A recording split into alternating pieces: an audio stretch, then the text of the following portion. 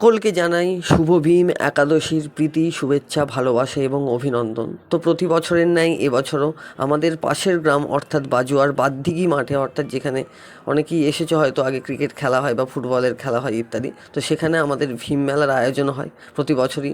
এটা অনেক বছর আগে থেকে হয়ে আসছে। তো ভীম মেলায় আমরা চলে গিয়েছিলাম। তো সেখানে যেতেই দেখলাম যে পুজো হয়ে গেছে প্রায় কমপ্লিট। এরপরে প্রসাদ বিতরণ হচ্ছিল। তো সব ছোট ছোট ছেলেরা প্রসাদ নিচ্ছিল, আর এখানে সুদীপদাও প্রসাদ নিয়ে নিয়েছে, আমিও প্রসাদ নিয়ে নিলাম। আর এখানে মোটামুটি খুব সুন্দরভাবেই লাইটের কায়দা করা হয়েছে এবং ভীম ঠাকুর আছে, তাকে পুজো করা হচ্ছে। তো এখানে অন্ধকারের মধ্যে লাইটের এফেক্টস হয়তো ঠিকঠাক আসছে না, তো আমরা মোটামুটি ফল প্রসাদ খাচ্ছি, আর পেছনে কর্ণ ওরা আছে। আমার মুখ পুরো মাপলাটে ঢুকে গেছে আর কি, মানে এখন শীতকাল তার জন্য। আর এখানে মোটামুটি ভীম ঠাকুর তো আছেন, তার সঙ্গে যারা পুজো দিয়ে গেছেন, তো তাদের পুজো ব্রাহ্মণ ঠাকুর সবারই হাতে হাতে দিয়ে দিচ্ছেন। তো দেখো, সবাই যে যার পুজো নিয়ে এবার বাড়ির পথে রওনা দিচ্ছে। তো সেই সময় আমরা গেছি। আর এবারে আসা যাক অন্য একটা পার্টে, অর্থাৎ একদিকে যেমন ভীম মেলা, ভীম পুজো হচ্ছে, সেই মেলাকে কেন্দ্র করে কিন্তু এখানে একটা স্টেজ হয়েছে। আর কিছুক্ষণের মধ্যেই কিন্তু এখানে একটা সাংস্কৃতিক অনুষ্ঠান শুরু হয়ে যাবে এবং পরপর 3 দিন পুরো জোত্তার অনুষ্ঠান আছে। প্রথম দিন সাংস্কৃতিক অনুষ্ঠান পাড়ার সব ছেলে মেয়েদিকে নিয়েই, দ্বিতীয় দিন অর্কেস্ট্রা, তৃতীয় দিন ডান্স। তো যাই হোক, ওগুলো যাওয়ার সৌভাগ্য হয়নি, কারণ সামনেই আমাদের পরীক্ষা আছে এবং নিজেরও কিছু পারিপার্শ্বিক কাজের কারণে সেগুলো আমি অ্যাভয়েড করে গেছি। তো এখানে মোটামুটি আমি, কর্ণ, সুদীপদা ইত্যাদি গেছিলো। তো দাদাভাই মিলে এখানে লাফালাফি শুরু করে দিয়েছে আর কি। আর এখানে সেগুলোকে অ্যাভয়েড করে আমি চলে গেলাম একটু খাবারের দিকে। তো এখানে নানান রকম খাবারের কাউন্টার বসেছে, কোথায় পাপড়ি চাট থেকে শুরু করে ফুচকা, দই ফুচকা, আইসক্রিম থেকে শুরু করে জিলিপি। এখানে আবার কাকা খুব সুন্দর হাতে, সুদক্ষ হাতে বেশ ময়দার বেসনে ডুবিয়ে বেগুনটাকে তেলের মধ্যে ছাঁকছে। তো সব কিছুকেই তোমাদের সামনে শেয়ার করছি। যদি ভিডিওটা ভালো লাগে অবশ্যই লাইক, শেয়ার, কমেন্ট এবং সাবস্ক্রাইব করে পাশে থাকবে। আর কমেন্টটা অবশ্যই জানাবে যে ভিডিওটা কেমন লাগলো। এবং চারিদিকেই খুব সুন্দরভাবে মানুষের সমাগম আস্তে আস্তে বাড়ছে।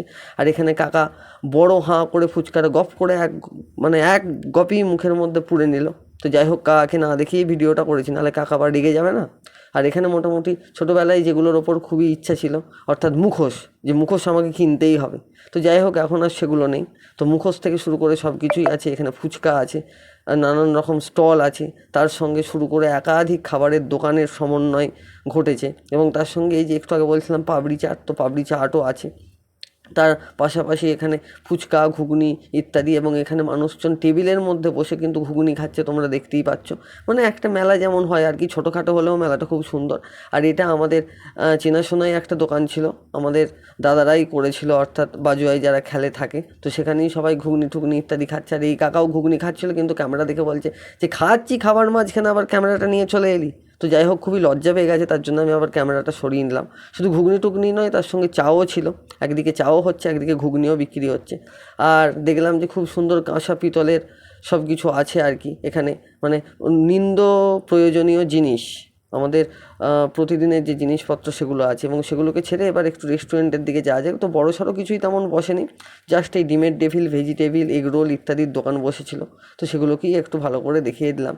ইত্যাদি আরও অনেক কিছু বসেছে। তো এখানে মোটামুটি দাদা খুব সুন্দরভাবেই দুটো প্লেটে ঘুগনি ঢেলে দিচ্ছে এবং তার উপরে কিন্তু স্যালাড ছড়িয়ে দিচ্ছে, গাজর কুচি, পেঁয়াজ কুচি, শসা কুচি সব কিছু, তার সঙ্গে নুনও দিয়ে দিচ্ছে। মানে খুব সুন্দরভাবে একদম ডেকোরেটিং করে দেওয়া হচ্ছে।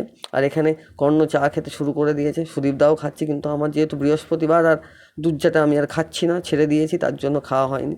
তো এখানে পাপড়ি চাটের কাকা সেরেসটা ঠিক করছে। তো ঠিক আছে, ভিডিওটা এতটাই। ভিডিওটা জানি একটু কমক্ষণের হলো, এমনিও দেখানোর কিছু নেই, তাও দেখালাম। তাহলে অবশ্যই কমেন্টে জানাবে কেমন লাগলো। তাহলে ভিডিওটা এখানেই শেষ করছি, আবার দেখা হবে কোনো এক নেক্সট ব্লগে। ততক্ষণে বাই বাই।